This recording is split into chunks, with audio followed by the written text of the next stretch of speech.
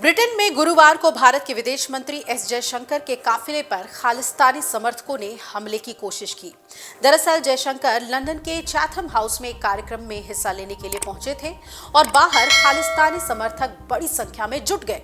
जब एस जयशंकर बाहर निकले तो उस दौरान उपद्रवियों ने उनके काफिले के सामने प्रदर्शन शुरू कर दिया।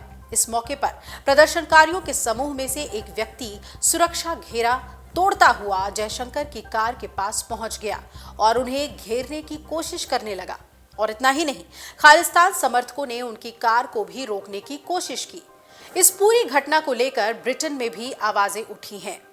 कंजर्वेटिव पार्टी के सांसद बॉब ब्लैकमैन ने ब्रिटिश संसद के निचले सदन हाउस ऑफ कॉमन्स में इस मुद्दे को उठाया और घटना को खालिस्तानी गुंडों की ओर से किया गया हमला करार दिया। दूसरी तरफ भारत की तरफ से ब्रिटेन में खालिस्तानी चरमपंथ के बढ़ते प्रभाव को लेकर चिंता जाहिर की गई है।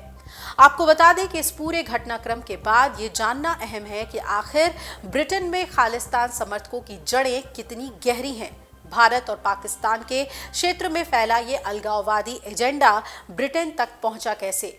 इसे वहां जोर शोर से उठाने वाले शख्स और संगठन का क्या इतिहास है?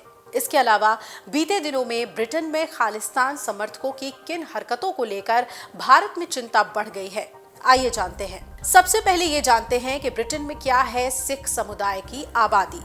तो ब्रिटेन के 2021 तक की जनगणना के मुताबिक वहां अभी करीब 5,25,000 सिख बसे हुए हैं और इस लिहाज से ब्रिटेन की जनसंख्या में सिखों का आंकड़ा करीब 1% है। यानी ब्रिटेन में सिख चौथा सबसे बड़ा धार्मिक समूह है। ब्रिटेन में सिखों की मौजूदगी 19वीं सदी के मध्य से है।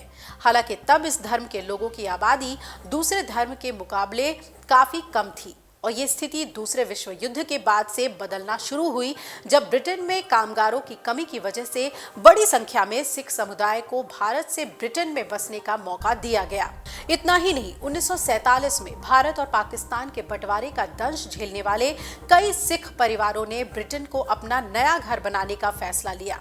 मौजूदा समय में ब्रिटेन में सिख आबादी ब्रिटेन के बर्मिंघम और ग्रेटर लंदन जैसे क्षेत्रों में बसी है और इन्हीं शहरों में छोटे छोटे स्तर पर खालिस्तान समर्थकों के धड़े मौजूद हैं, जिनकी तरफ से समय समय पर आवाज उठाई जाती रही है।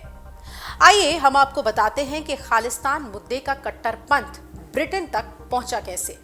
विभाजन के दंश के बाद भारत और पाकिस्तान में पहुंचे कुछ सिखों ने अपने लिए अलग देश की मांग की। खासकर पाकिस्तान में इस्लामिक शासन के बीच देश छोड़ने के लिए मजबूर होने वाले सिखों ने इसकी मांग जोर शोर से उठाई। अविभाजित भारत में ये मांग छोटे स्तर पर 1930 से 40 के दौर में उठी। हालांकि बाद में लंबे समय तक माहौल शांतिपूर्ण रहा। 1960 के दौर में पंजाब में एक बार फिर अलग खालिस्तान की मांग उठी। दरअसल इस दौर में खालिस्तान के लिए सबसे बड़ी आवाज माने जाने वाले एक नेता जगजीत सिंह चौहान का उदय हुआ। डेंटिस्ट से नेता बने जगजीत चौहान ने पहले एक अलग स्वायत्त सिख राज्य बनाने की मांग रखी। उनकी इन मांगों का पंजाब में कई कट्टरपंथी समूहों ने समर्थन भी किया। हालांकि उनका यह अभियान भारत में तेजी से बढ़ने में असफल रहा।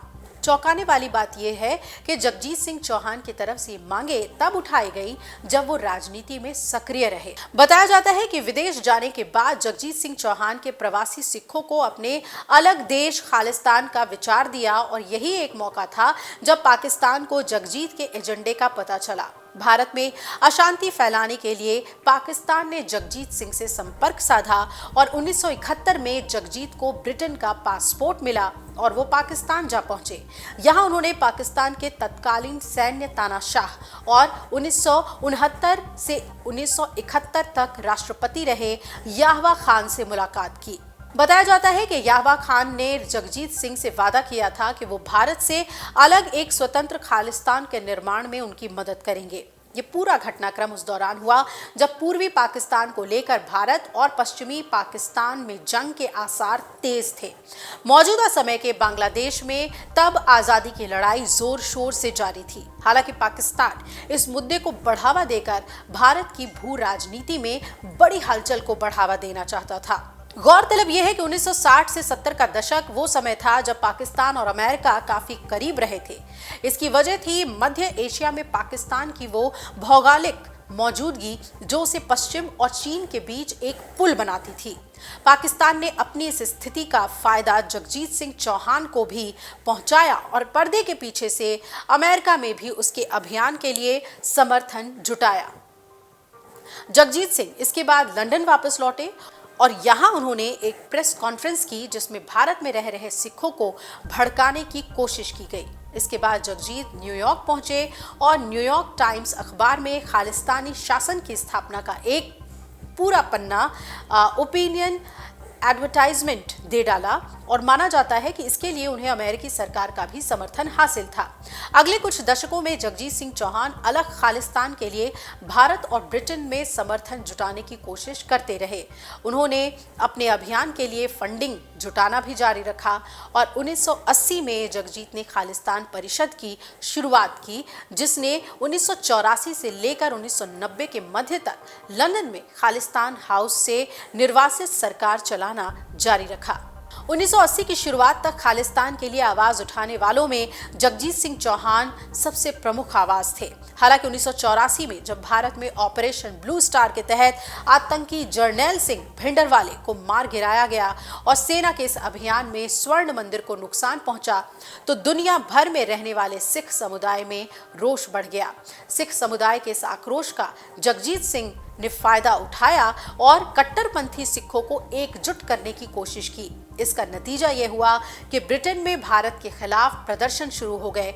एक व्यक्ति ने भारतीय उच्चायोग में घुसकर तबाही मचाई और इसमें आग लगाने की कोशिश की। विदेश और खासकर ब्रिटेन में रहने वाले सिखों का गुस्सा कितना ज्यादा था, इसका अंदाजा आप इसी बात से लगा सकते हैं कि अगले कुछ सालों तक सिख प्रवासियों के एक धड़े ने पंजाब में चल रहे खालिस्तान आंदोलन को समर्थन दे दिया। इसके चलते भारत में कई खालिस्तानी चरमपंथी संगठन भी खड़े हुए। चरमपंथी वर्ग ने साथ ही साथ खालिस्तान के नाम पर अपराध कर भागने वालों को भी पनाह देना शुरू कर दिया और लड़ाई के लिए धन जुटाना जारी रखा।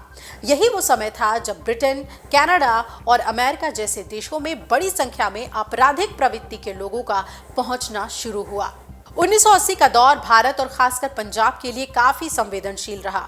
हालांकि केपीएस गिल के नेतृत्व में पंजाब में शांति स्थापित करने में सफलता मिली और इसके बावजूद कुछ छोटे इलाकों में खालिस्तान समर्थन की आवाजें उठती ही रही हैं। भारत ने घर की स्थिति ठीक करने के बाद विदेश में खालिस्तान समर्थन से जुड़े अभियानों पर नियंत्रण की कोशिशें शुरू की।